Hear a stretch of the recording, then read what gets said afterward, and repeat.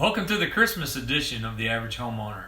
Today I'm going to show you a little Christmas project. This year I decided to make a wine basket. I saw some of them on the internet. Let me show you what I came up with here. My version, it still needs to get stained. I'm going to add some gingerbread to it, but for the most part, this is what it looks like.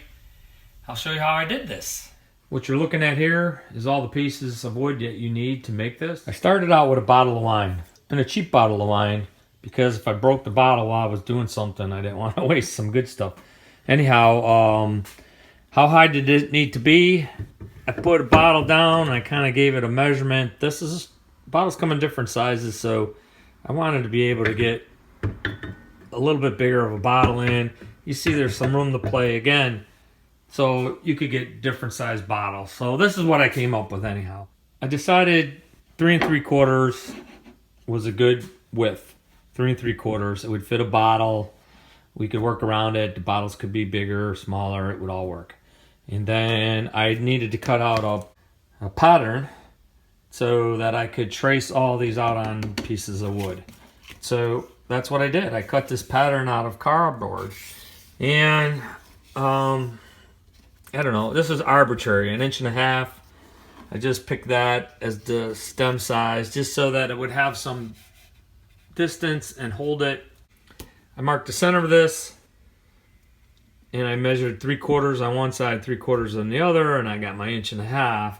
Then I drew the line straight down, and all I did was, knowing that this was going to be up about 3/4, I put a bottle down and I went, where do I want to start a break? So I'm starting to make it look here like you could see the bottle.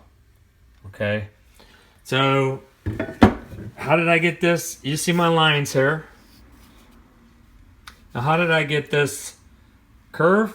Well, I took the lid off of a 5-gallon pail and I set the lid from this edge to this edge and drew the curve there. Repeated it on the other side and cut it out with an X-Acto knife. Put it on my piece of wood, traced it out, and I actually cut this on a bandsaw, which I didn't have, but I borrowed my buddy's bandsaw. Well, I went to his house. I didn't borrow it. And I cut these out on a bandsaw. Then I, of course, sanded everything up. This here wood is black walnut. All right, you have the 2 side pieces. Now you need a bottom piece. Simple. Again, 3 3/4. And I decided after setting a couple bottles up that 8 inches would be enough for the base. So you could see that. Then what else do we need? Well, we need a handle. So this becomes the base. This becomes the handle. And again, that is just 8 inches. 8 inches. Good. So bottom, sides, top. Now you need some pieces here. I had these pieces and I thought that's too thick. That's what it normally is. It's 3/4 inch thick. So I took like what was left of cutoffs and I took it on a table saw and I just cut it in half, split it. And then I like some of the, normally in a piece of wood, this is all cleaned up, but it had some nice edges. So that'll make some cool detail on this. So I split these. You need 4. They have to be, because this is 8 inches, they have to be 9.5 inches long in order to make up for the distance of the 3/4 inch board here. So that's 9.5. And here's the pieces, cutoffs from these. You can see the saw mark on here. Got burned a little like as I'm trying to do it, but I'll sand that out. Anyhow, these will go in here. They're 3 3/4 pieces. I'm gonna nail this together. I'm gonna square everything up. 3 nails in, and you can see I'm gonna leave these marks because I want that rustic look to it.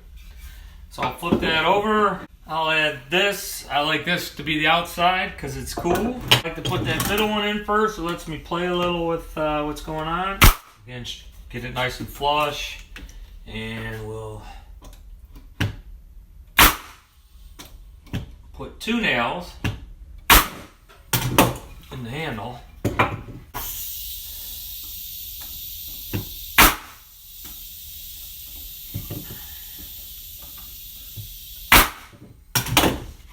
Okay, there you have it. The major portion is nailed together. There's some roughness here. Everything's square. I don't like that. I'm gonna take it over to the sanding station and just sand it, clean it all up, round the edges over, and get it looking nicely.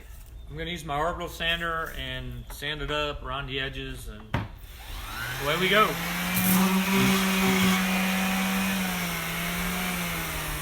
So there you have it. It's all rounded over. From when I started to turn this camera on to now, it's 7.5 minutes. So it didn't take long to get it from that point. Again, with that orbital sander, it's a great tool. So if there is a tricky part, it's putting these thin pieces together. You make a mark right in the middle of this slat here. It's going to be this slat here at the bottom. Okay. Then you have to put this piece right in the middle of that piece. And they're pretty thin. So I'm using this is a pin nailer. It makes it very easy to do. So again, I'm going to put this right against this board where I can see the middle. And these are 3/4 pin nails. And actually I didn't hold it hard enough, so it stuck out a little bit, but I'll flip it around to see the top side. Looks like the middle right there.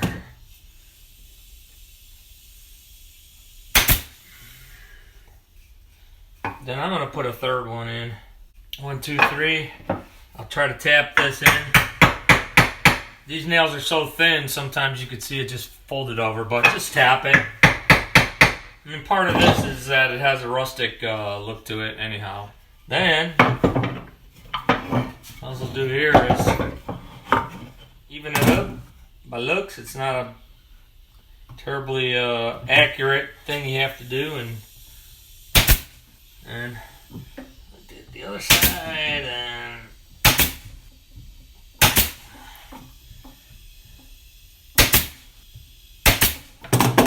so, and we'll match up the back side. I added the top bracket same way as the bottom ones. Put some quick sand on it just to clean it up. Let me show you the finished product. Here we go. Look at that baby. You see this black walnut really looks well when you put some tung oil on. Tung oil is easy to make it all work, but yeah. I added some other things just to dress it up. You're going, hey, look at those cool black things. Here they are, folks. Basic L brackets. I think these were $2 for 4. Can spray paint. And then these little things right here are furniture nails. You can get them in a variety of colors. Yeah, I think it turned out very, very nice. Here's a little bit different of a flavor. Same kind of thing. This one here I built for a 6-pack. Actually, it's for my brother who likes root beer. 6-pack of root beer is going to go in there. Basically the same design as that. Cutting the pieces and whatnot. Obviously a little bit of different cuts. You can find online different dimensions and make it real easy. This is oak. This oak has some special meaning for my brother. But anyhow, there you have it. Another project. A nice Christmas project. So on behalf of the average homeowner, I'd like to wish you a Merry Christmas. And as I always say, until the next time.